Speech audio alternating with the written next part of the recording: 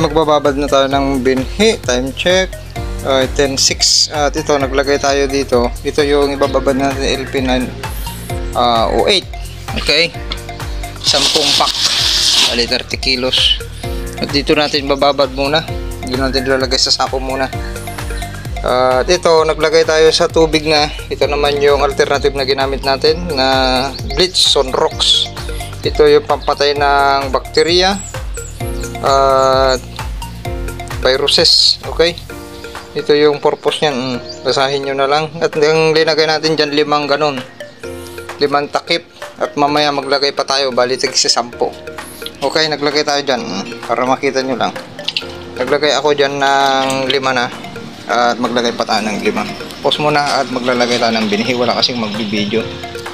Okay, binuksan na natin. At yan yung alternative natin na kuwan, pang disinfect or seed treatment. Ayan, lagay natin. Magtataka na naman kayo bakit hindi na natin pinulutang. Kusang lulutang na po yung walang laman dyan, tsaka na lang natin tanggalin yung mayroon manchok dyan. Yung magaan nasa batok minsan, at kusa naman ko nyo, yung lulubog pa yun. Hayaan nyo lang ganyan muna at mamayang hapon natin tanggalin. Yan na, commercial seeds yan, automatic na malinis po yan. Okay, yung kwan sa binhi, ulitin natin, sa binhi nakasalalay yung palakas na ani, kaya piliin yung mabuti yung mga binhi nyo. Dapat tignan nyo yung walang kapintasan, hindi makitaan ng sakit or seedborne disease. Yan, ayun, lumubog, may lulubog pa dyan, ganyan muna. Diba, napaka quality LP 908 na tinatawag na damulag ng mga field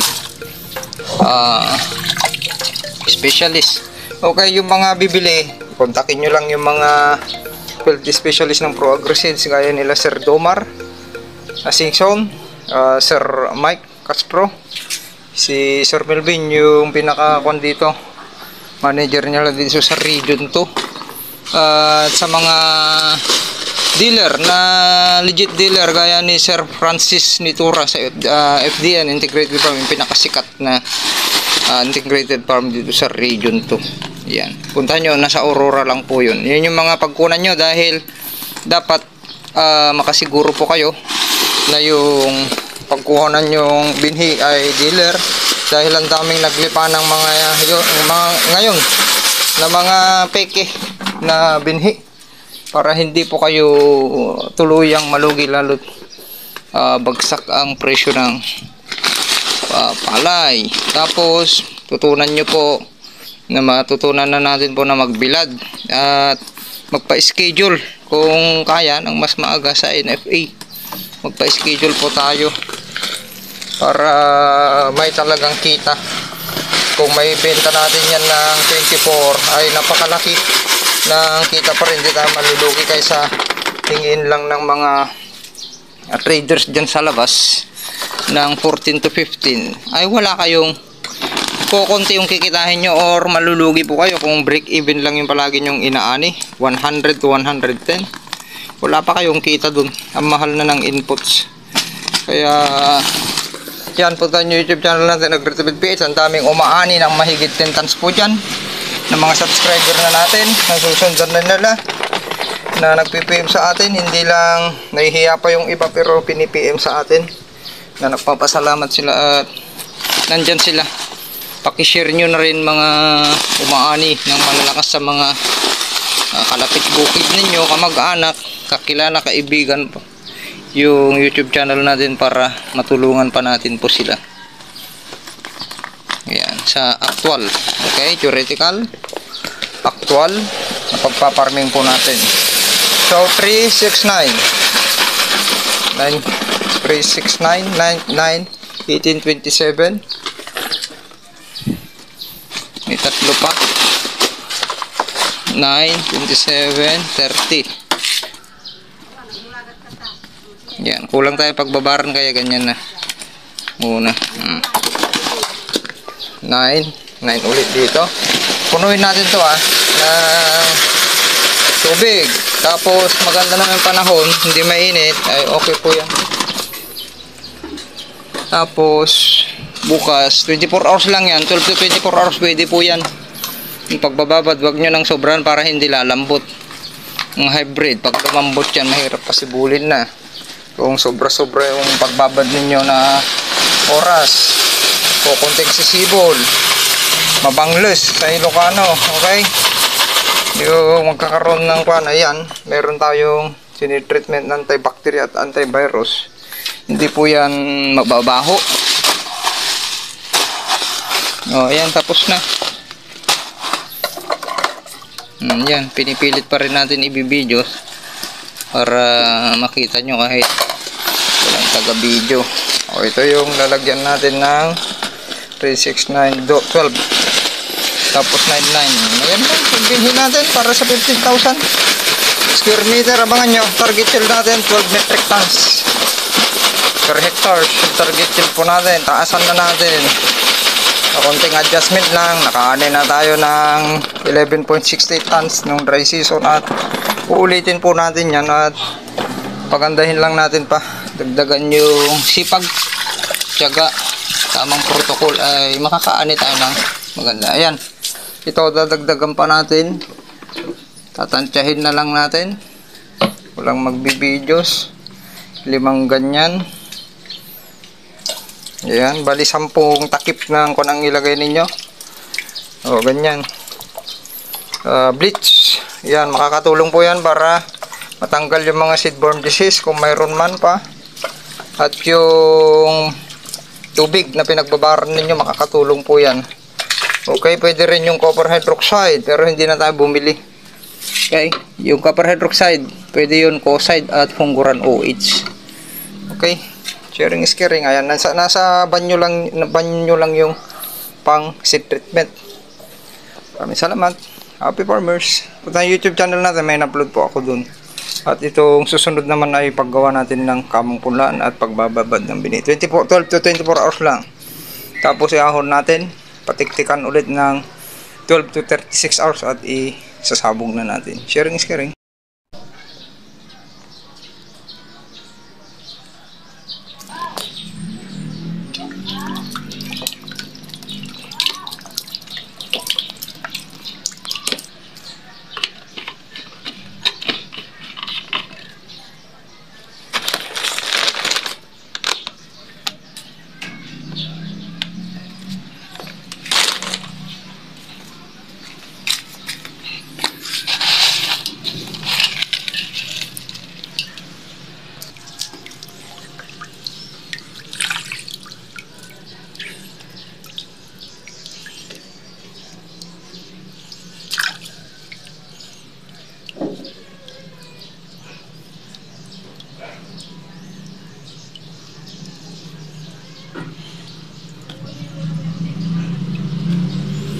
Ayan. Ganito naman yung isang pamamaraan natin, lalo sa inbreed. Ganito nyo. Yung linisan nyo, kaskasin nyo kung dalawang kamay sana yan, ganyan nyo. Linisan nyo na bago nyo ibaba at mas maganda. Kung nakitaan nyo, may yung mga kanyo, yan, isasample lang natin sa inyo ha. Kung yung seeds ninyo, nakikataan nyo may mga itim-itim, batik-batik, hugasan nyo mabuti, yung ganyan nyo. Ibabad nyo kung maputi na, Amerikano na. Yan, pwede rin lagyan nyo ng kwan pa yan, sabunan ninyo, dishwashing liquid, ganun. Kailangan na ingatan ninyo yung seeds ninyo nasa binhi. Ulitin natin, unang nakasalalay, yang malakas na ani. Ulitin natin, kailangan hindi makitaan ng seedborne disease or kapintasan. Ayan, kapintasan, yung naiitim at may dirty panicle. Okay, nangingitim-ngitim, batik-batik yung mga seeds ay dapat quality seed. Yung sinasabi natin quality seed, yun yung puting-puti. Okay, malilintog at mayroon man kon ay konting ipa. O konti ipan yan, ilan nakalutang. Ito yung pang backup natin ha. Nakita nyo, LP937 po ito. Pag backup natin ito, just in case lang ha, lalagay natin pa rin para maglalagay pa rin tayo ng pang isang pinitak. Kung kukulangin yung kon natin, ilalagay natin ito. Palagi tayong handa, huwag pakampante na kukulangin yung binhi ninyo. Kailangan mas maganda yung sumusobra kaysa kinukulang kung saan kayo humihingi ng binhi. Kaya na iba-iba yung tinatanim ninyo at edad ng inyong tanim. Dahilan po yan, factors pa rin po yan ng pagbaba ng ani. Kaya dapat nakahanda kayo bago pa man kayo babad ng binhi, magpunla ay naka-ready na. Lahat po yan naka-calendar method na kayo. Mayroon kayong calendar method ito dahil sobra ng binhi natin, huwag natin sayangin. Kuha tayong pansala para sa manok. Tapon na natin yan. O kunti naman nag-blower ng maayos. Ito yung mga chok, may chok. Green, yun kadalasan. Nasa batok. Sakto may manok dun. Okay. Ugasan pa natin ng isa. Ayan, kakat na natin para makiskis natin ng mabuti bago natin isalin dun sa pagbabara natin na may, ayan, iba ng kulay. May mayroon siyang bleach. Ayan, makakatulong po yan para matanggal yung mga seedborne disease sa inyong butil. Dadagdagan pa natin yan. Makanyo, mai-share ko sa inyo ng full details yung kaibahan ng mass production sa limited stock lang. Okay, yan. Ito yung mass production. Ito yung kanina hinugasan natin, LP937. Yan. Okay. Mga demand. Ano yung napapansin nyo po dyan? Pansinin nyo sa pagbabad nyo, kung hindi nyo mahalata ito kung hindi kayo nagpapalutang. Okay. Itong isi-share ko sa inyo, hindi nyo maobserbahan ito kung isinako nyo na lang at ibinabad. Ano yung mapapansin nyo? Dito.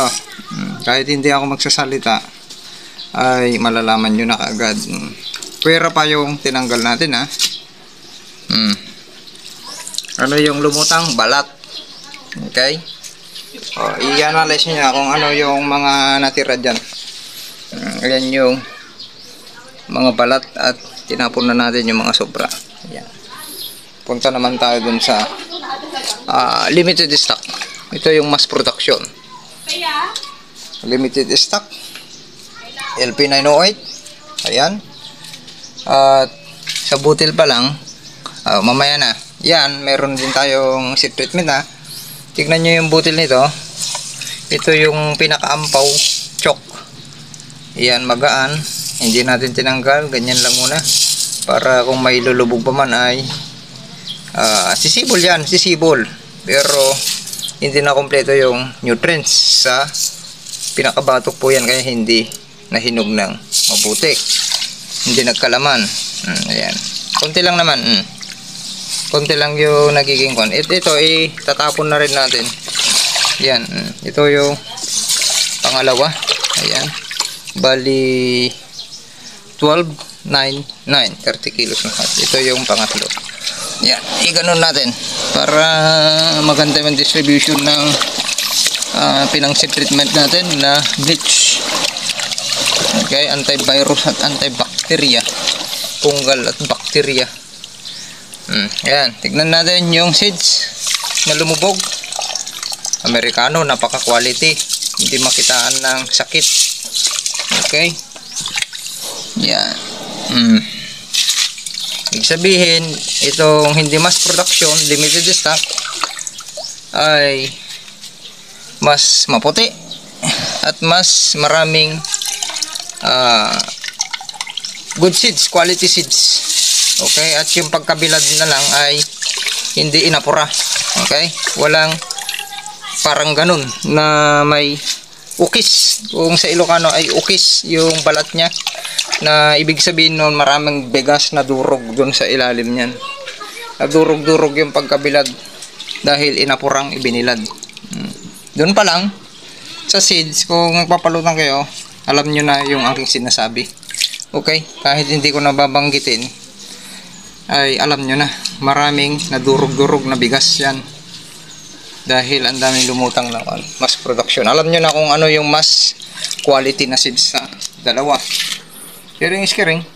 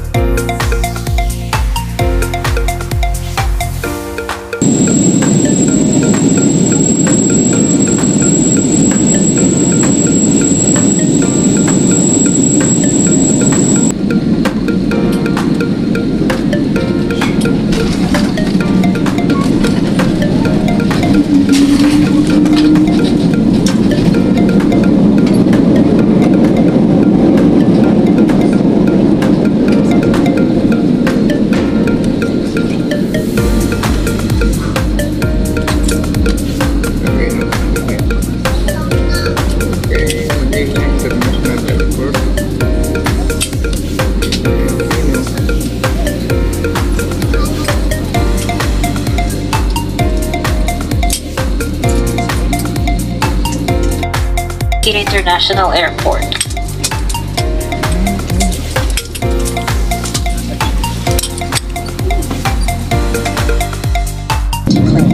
Thank you for flying Cebu Pacific, a member of Value Alliance.